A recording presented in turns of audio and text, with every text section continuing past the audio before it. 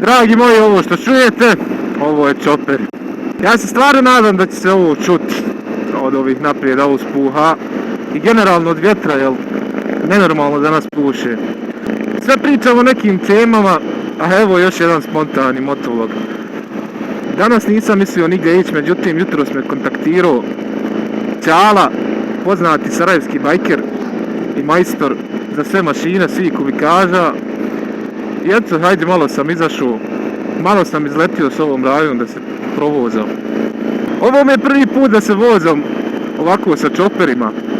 I zato sam htio da snimim ovaj motovlog, da reknem neke svoje utiske. Kako je to voziti se iza čopera? Pod jedan, glasni su, znači pravo su glasni. To, ja se nadam da ste čut na videu, da ste mene čut od njih. Moja Honda kada idem ovako iza njih kao da je električni motor. Ništa se ne čuje. Čak ja mislim vibracije više osjetim od njihovih motora nego od svog. Druga stvar, kad se vozite sa čoperima, jest uživat ćete. Dakle, ovo su motori koji su onako za uživanciju, nije to za neku brzinu, dakle, samo za uživanje u vožnji. Nema natezanja, nema istezanja, ne boji se ni kamera, ide sve po ograničenju, uživaš, razgledaš, baš fino. Ali mi istina da ne mogu potegnuti, mislim kad je prestić, kad je ovako krenut negdje, odoši, odleći. Po tri, većinom ljudi koji voze čopere, to su ljudi koji onako uživaju u svim aspektima motociklizma.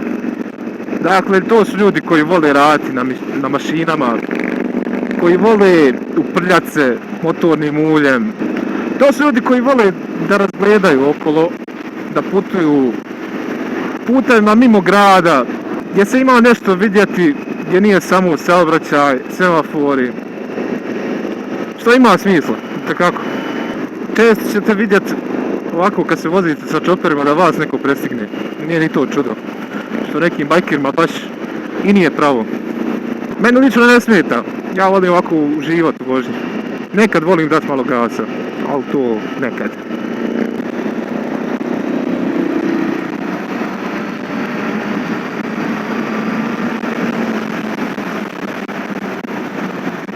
A i oni vole dati gasa. I oni vole dati gasa. To je ono što ja kažem. Mogu i oni, mogu i oni.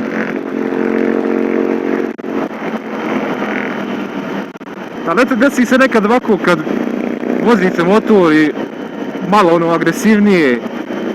Pogotovo kad ne znate put, ne znate gdje su kamere, gdje bi mogla biti policija, slično. Ako hoćete nekog preteći i tako to, budete malo zgrčeni. Međutim, današnja vožnja sa našim bajkerima na čoperima, to nije tako. Dakle, ovo je opuštena vožnica, onako malo da se odmori čovjek psihički i to je to. Ovo ispred mene je zapravo neki custom motor, dakle, sve je rađeno onako ručno, hajmo reći, majstorski. Ima pravo ubitačan zvuk.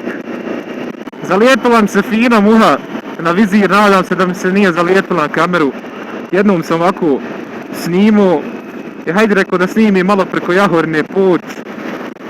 I u gradu mi se zalijepi muha na objektiv kamere i to i bi čitav put bila je samo jedna mrlja preko ekrana. Nadam se da sad nije tako. Evo ga džubrali kamion. Miriše iza njega.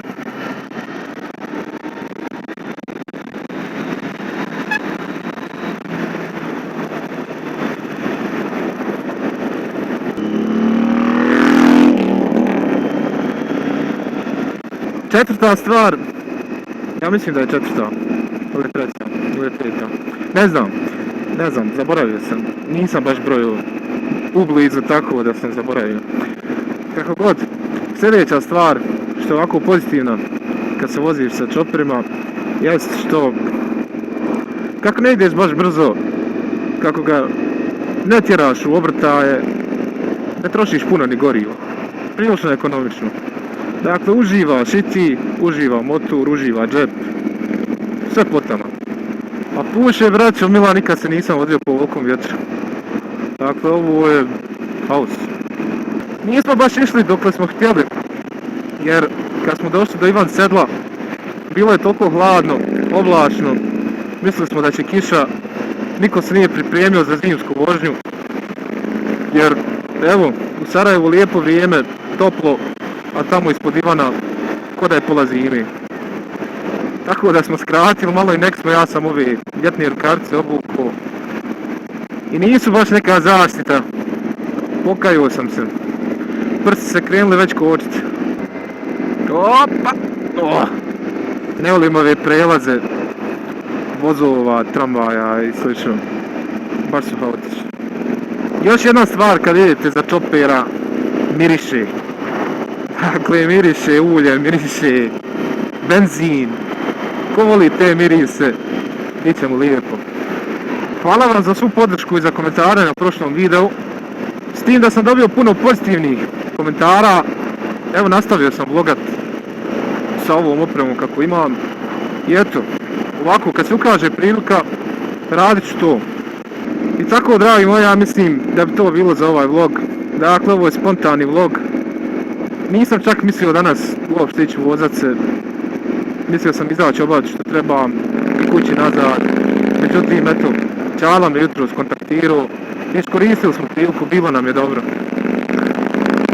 A vi čuvajte se do idući put. Ko se nije subscribe-o, nek se subscribe-a. Ostavite komentar, lajkujte ovaj video.